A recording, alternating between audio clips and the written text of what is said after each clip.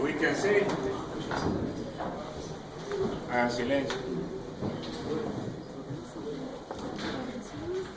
Ya se va viendo más o menos cómo va la perspectiva, que antes se podía decir.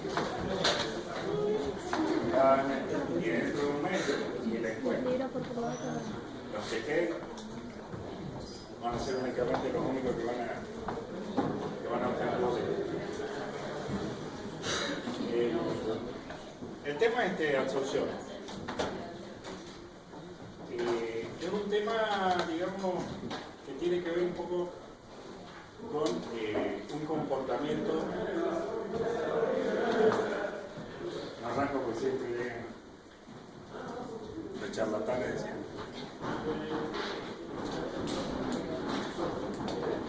Tranquilo, ¿no? Tiene que ver con un comportamiento que se nota entre fases de fluido y fases sólidas. Y este comportamiento en realidad no tenía primero no tuvo una explicación muy convincente en sus inicios. Segundo, es un fenómeno bastante complejo de entender aún hoy. Tercero, es una operación unitaria que es relativamente joven, entre comillas, joven. ¿Por qué? Porque les puedo asegurar que debe tener menos de, en primer lugar, las investigaciones deben tener menos de 100 años. Menos de 100 años, son de más o menos de 1915, 1916, podríamos decir, por un lado. Segundo,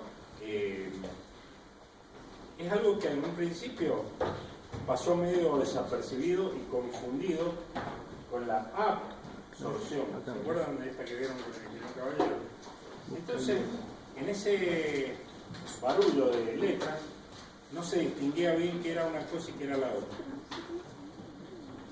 Hasta que en algún momento se logró definir esa operación unitaria propia que se llamó absorción. La absorción, de alguna manera, como su definición lo dice, es un término utilizado para describir una tendencia a que las moléculas se fijen, las moléculas que viajan en un fluido, se fijen sobre una superficie sólida. Y eso hace tal vez la principal diferencia con el término de la absorción. Que la incorporación o el fenómeno se produce específicamente sobre superficies. Es un fenómeno netamente superficial.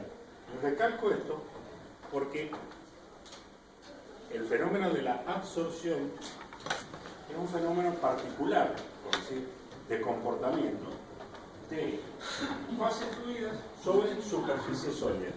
En general, cuando se empezó como a estudiar estos fenómenos, fue justamente cuando apareció en la época de la Primera Guerra Mundial, o sea, estamos hablando de 1914 a 1918. Justamente ahí donde empezaron como a estudiar los fenómenos de esta operación unitaria. ¿Qué sucedía? Generalmente la crueldad de la guerra, digamos, llevó que el hombre desarrollara de alguna forma métodos de exterminarse el uno al otro. Uno de los métodos más conocidos, que no sé si ustedes han estudiado, pero seguramente lo han estudiado, porque me imagino que la historia de la humanidad, la historia de la civilización de alguna manera nos toca a todos. En ese momento histórico de la Primera Guerra Mundial aparece la utilización de los gases venenosos para aniquilar a los rivales. La idea era tirarle un proyectil, ese proyectil caía ahí como una especie de pastilla fumigante, se dispersaba por toda la zona donde caía y todo el que enganchaba se lo despachaba. El método era fácil, simple, y era de alguna manera utilizar una neurotoxina. Bastante agresivo el método para la época, ¿no? no se conocían muy bien cuáles eran los comportamientos, pero los resultados sí se conocían. Los tipos quedaban mal, o sea, morían directamente. La neurotoxina liquidaba todos los efectos, atacaba el sistema respiratorio y el sistema respiratorio al dejar de funcionar, chao. O sea, una muerte bastante dura.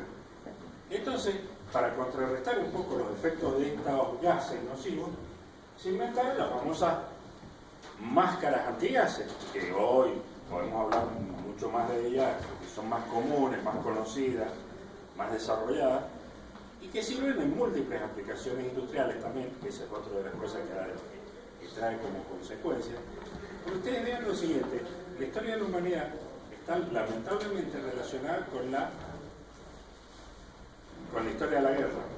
Cuando hay guerra, generalmente se desarrollan armas. Cuando se desarrollan armas, se desarrollan contraarmas o contraofensivas.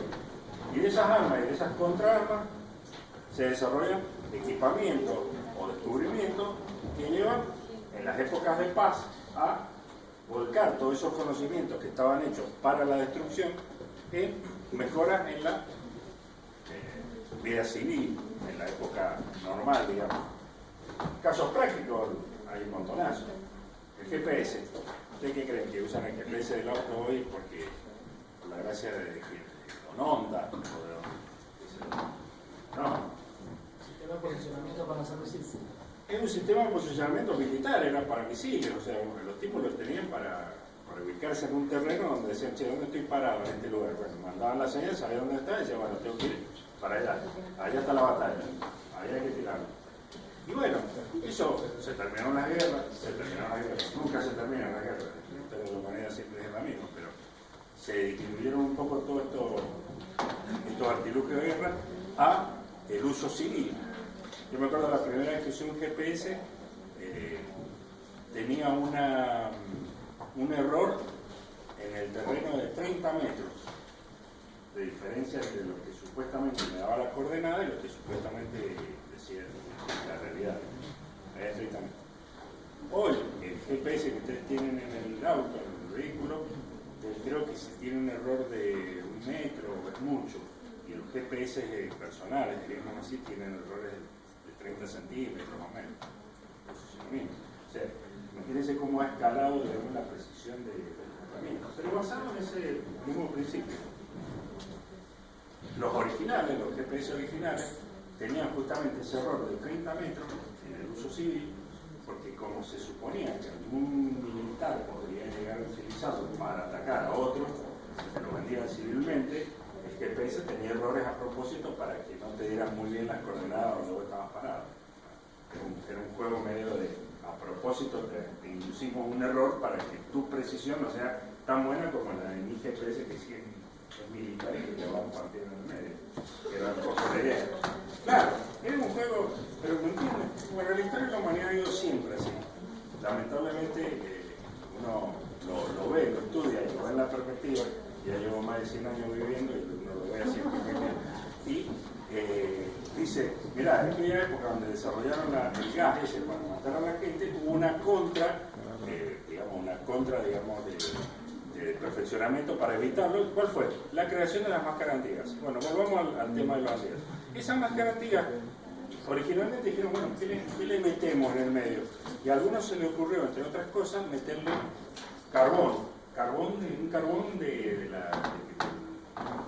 producto de la carbonización de algún material, que en ese caso podría ser una leña o un bitumen o algo así, que veían que tenía un cierto efecto de que cuando uno respiraba a través de ese filtro, entre comillas, el gas no era tan nocivo o no alcanzaba y evidentemente no alcanzaba las vías respiratorias y el tipo vivía. Esa era la gran solución. El tema era que se desconocía bien cuál era el fenómeno, pero se sabía cuál era el resultado. El resultado era que el tipo, si se ponía eso, vivía, si no se lo ponía, partía. En ese proceso de búsqueda de la solución para saber qué era lo que pasaba, se empezaron a estudiar estos fenómenos de absorción de tipo superficial. Y en ese proceso de absorción de tipo superficial se diferenciaron, por decir así, distintos componentes que tenían particularidades similares, pero cada uno se comportaba de manera distinta. Vamos al caso. Ustedes han abierto, han visto, han comprado, tienen computadoras, teléfonos de comunicación, equipos electrónicos, etc. ¿Qué es lo primero que sacan cuando abren la caja? Un sobrecito que dice silica gel, ¿o no? ¿Y qué es eso? Un absorbente de humedad. Y no es nada más y nada menos que ¿qué? Y un proceso, diríamos, de mantenimiento de la atmósfera en esa caja con una cantidad apropiada de humedad para que el equipo no se deteriore. Los equipos electrónicos son muy sensibles a la humedad, por lo tanto buscan disminuir o secar el aire que los rodea. Ese secante no es nada más y nada menos que silica gel. ¿Y qué es la silica gel? No es nada más y nada menos que un absorbente de humedad. Que si ustedes lo dejan un tiempo van a ver que las pelotitas esas se van poniendo color azulado. Y ese proceso está indicando de que se están empezando a saturar de humedad y por lo tanto deja de actuar. ¿Cuál es la mejor forma de regenerarlo? Ya le voy a contar el misterio de todo eso. Dejen que pongámosle un poco de emoción a la cosa. Muchos de ustedes deben tener en sus casas, o han visto, o ven la propaganda, o han ido a un supermercado conocido del medio mendocino, ubicado en la intersección y ahí han visto que ofrecen un purificador de agua. ¿Lo han visto? Algunos lo han visto, ¿sí? Purificadores de agua. Dice, enchufe esto en su canilla y el agua cambia el sabor y los mates son más ricos. Creo que algo así promocionan, va a tener los mates más ricos, etc. Muchos lo compran, entre comillas lo quieren, suponiendo que es una especie de filtro de tipo intercambio iónico, que ablanda un poco el agua. No, eso no es un equipo de ablandamiento de agua, ni mucho menos. Un cartucho así no va a hacer nada tampoco, un cartuchito no pasa nada. El cartucho se contiene en realidad carbón activado. Sí, carbón activado. Agarren un serrucho, pártanlo y van a perder más o menos 400 y 500 mangos que sale la revolver. Pero háganlo y se van a dar cuenta que dentro que tiene carbón activado. ¿Y qué es el carbón activado? Un absorbente. Un absorbente que se encarga de ¿qué?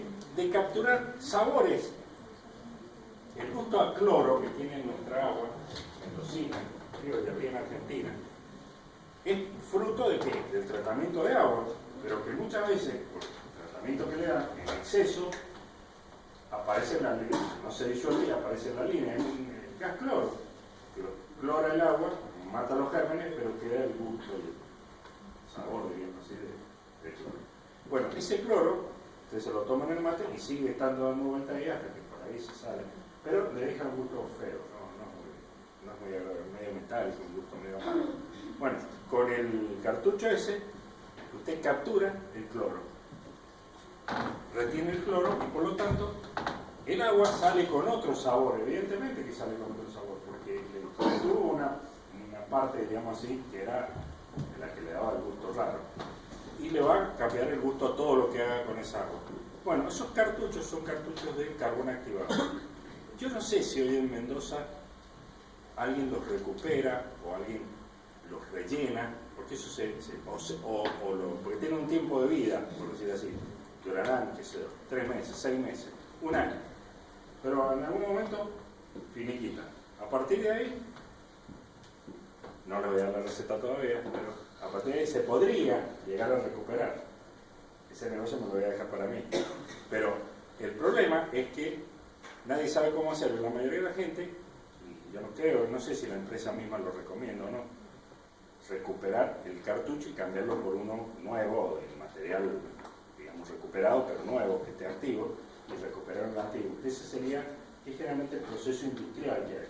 En la industria utilizan el carbón activado para ese tipo de fines y para otros muchos fines, como captura de olores que vienen en corrientes de industria, donde está el contaminante en la corriente gaseosa, y antes de salirlo y expulsarlo al exterior, alguien se encarga de extraerle el mal olor, entre comillas, con carbón activado, y ese carbón activado de a poco se va inertizando, deja de actuar, hasta que llega un momento en que hay que tirarlo. En vez de tirarlo, en Estados Unidos, lo toman, grandes empresas, te lo juntan, hacen un buen volumen, y ese buen volumen lo mandan a regenerarlo. Cuando lo regeneran, queda activo nuevamente, con lo cual nuevamente podés utilizar ese carbón para rellenar cosas, utilizarlo en la industria, comprarlo en bolsa, hacer todo lo que vos quieras, pero ya queda nuevamente activo. Tienen una serie de ciclos en los cuales se regenera y se contamina, y se regenera y se contamina, y se regenera y se contamina, hasta que el último, como todos los principios de la termodinámica, tienen su fin. Llega un momento en que hay una imposibilidad de volver a regenerarlo y ya no conviene económicamente gastar plata para regenerarlo. Entonces, ¿qué tenés que hacer con eso? Lo quemás, lo mandás al fuego, hacer lo que quieras.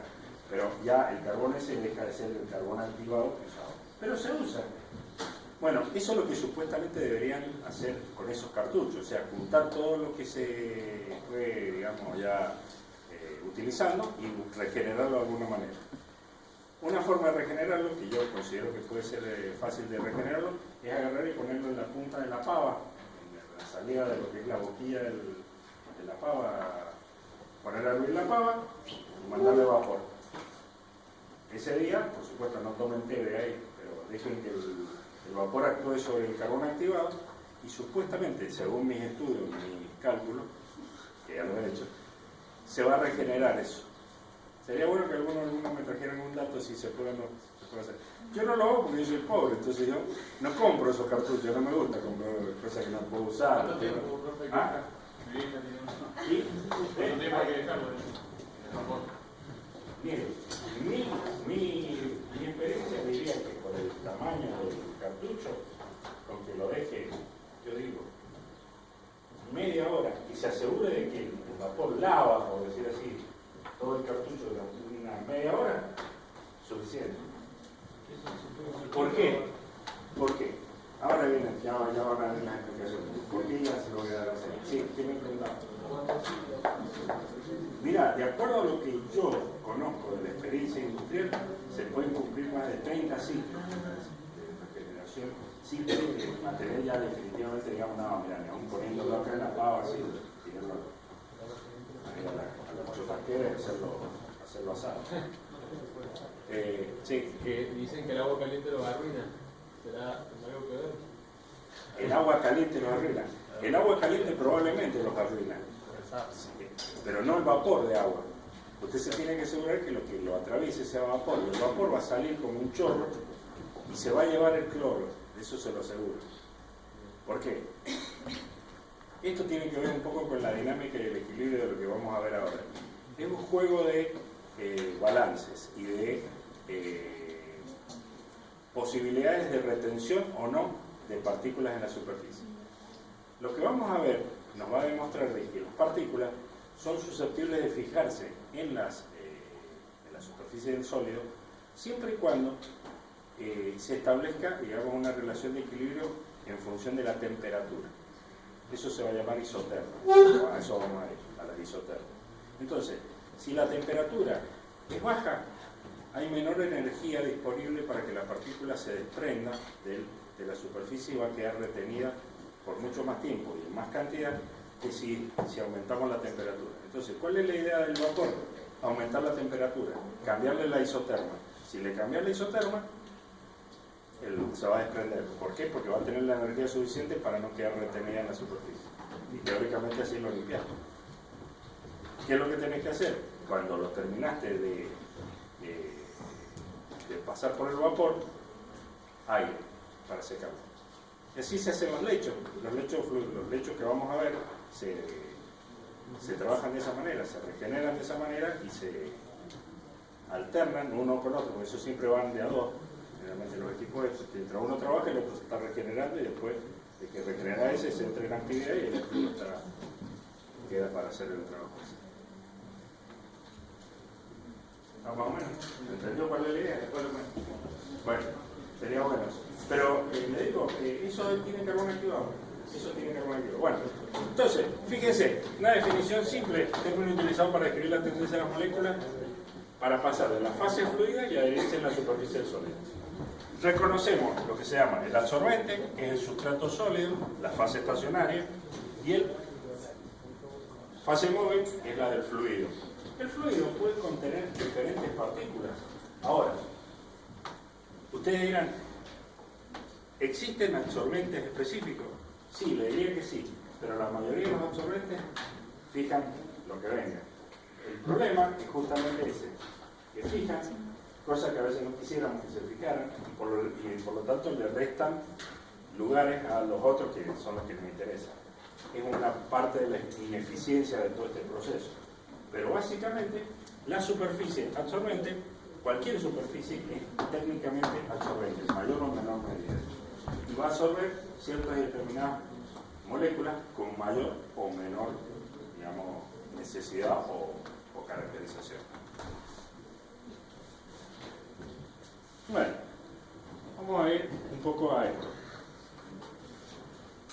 Fíjense, en la absorción, el proceso, el material ese que va en la fase fluida, se extrae de la fase fluida generalmente y se fija sobre la fase sólida. ¿Eso qué hace? Que de alguna manera sobre la fase sólida quede concentrado en un determinado componente y la fase fluida se libere de alguna manera de la concentración de estas moléculas.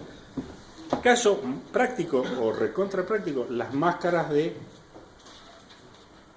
gas de los de ácido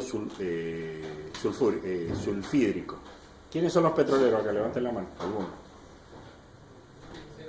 ¿Dónde? No te vayas.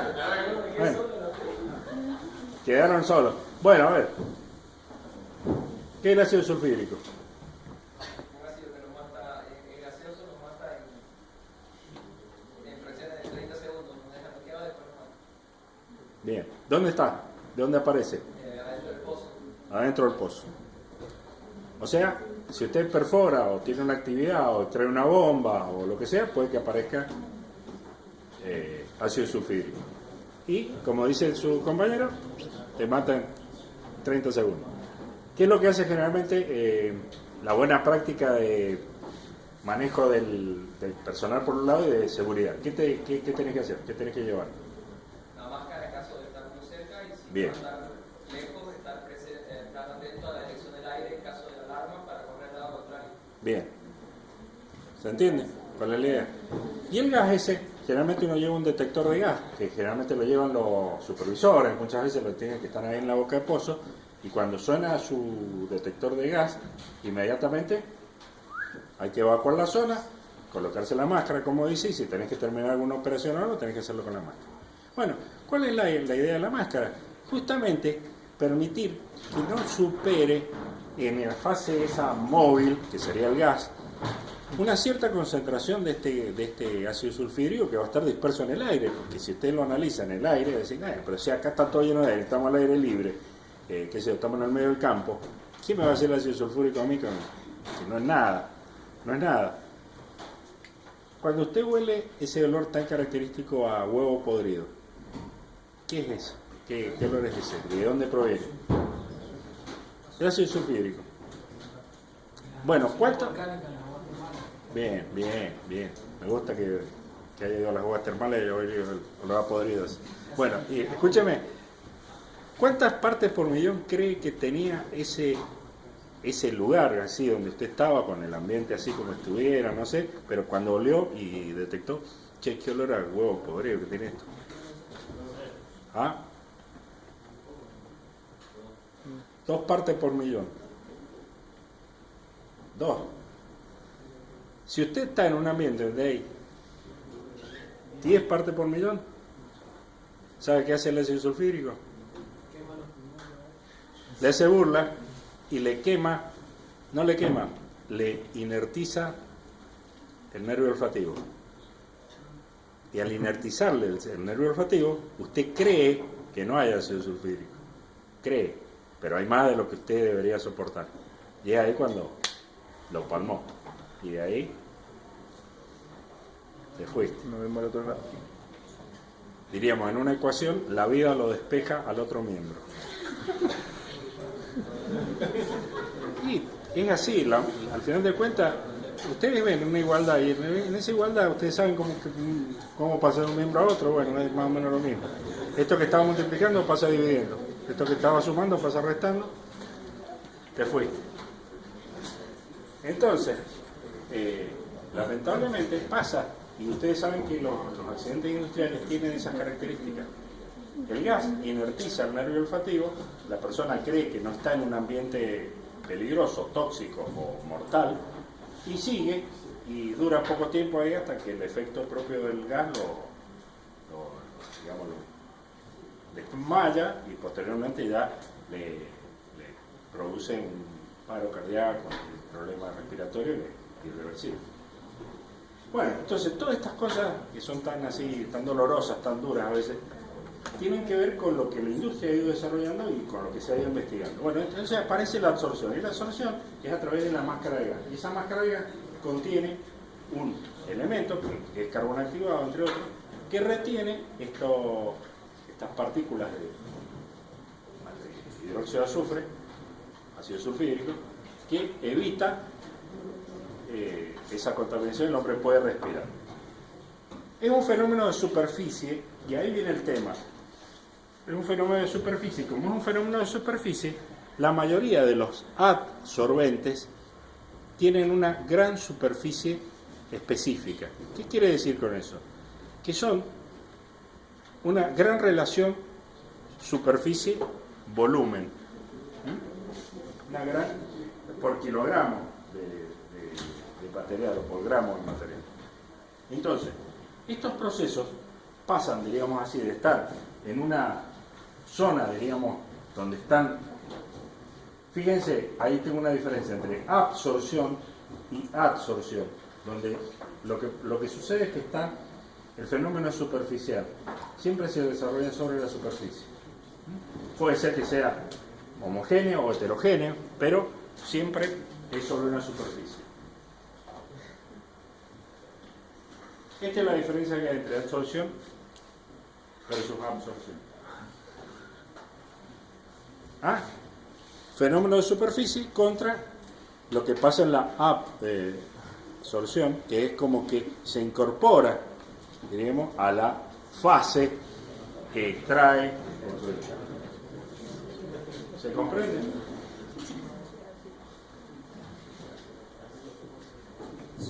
¿Qué es lo que sucede? Bueno, acá tenemos las definiciones de siempre. ¿Qué es el absorbato? El material que está siendo absorbido. ¿Qué es el absorbente? El material que está haciendo la absorción. Generalmente puede pasar esto en la superficie. Se puede hacer una absorción simple, o sea, en un solo sitio, nada más, en un solo lugar, o puede empezar a aparecer una monocapa, una múltiple capa, y después aparece condensación por Ale. ¿Qué pasa? Como decíamos que había una fase estacionaria y una fase fluida, esa fase fluida tiene la posibilidad de ser un líquido o ser un gas. Si es un líquido, tiene un comportamiento un poco diferente de que si fuera un gas, pero aún siendo un gas, en muchos lugares, como en un poro, ese gas puede condensar y por lo tanto convertirse en una fase líquida al final de cuentas, dentro del poro. Pero como ustedes pueden ver, el fluido, en este caso, puede o tiene la propiedad de moverse y introducirse en lugares donde podría no llegarse a considerar de que podría estar fijado ahí. Sin embargo, se introduce en los poros, porque el poro, al final de cuentas, es una continuidad de la superficie externa que tiene el material y que permitiría que dentro de él se produjesen fenómenos de fijación de moléculas.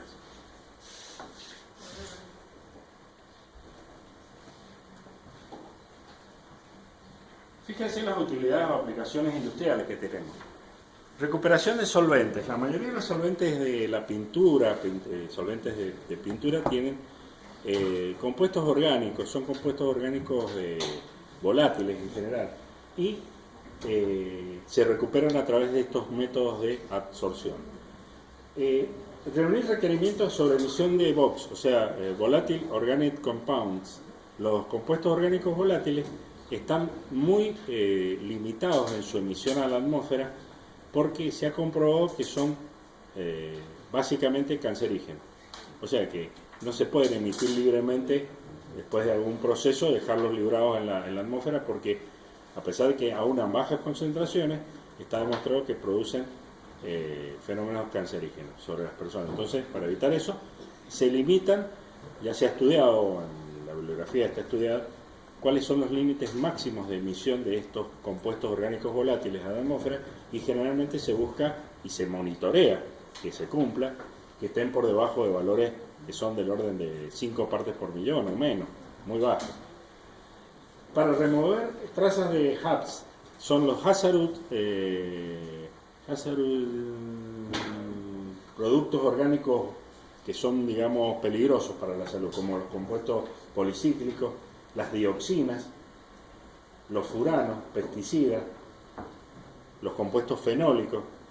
Ustedes han tenido o han escuchado, me imagino, en su corta, digamos, evolución por la vida, hasta ahora, han escuchado seguramente que hay problemas con la empresa esta que hace los muebles Platinum, ahí en la calle, en el acceso norte y Pescadores, creo que es la calle, o acceso norte y... sí, por ahí.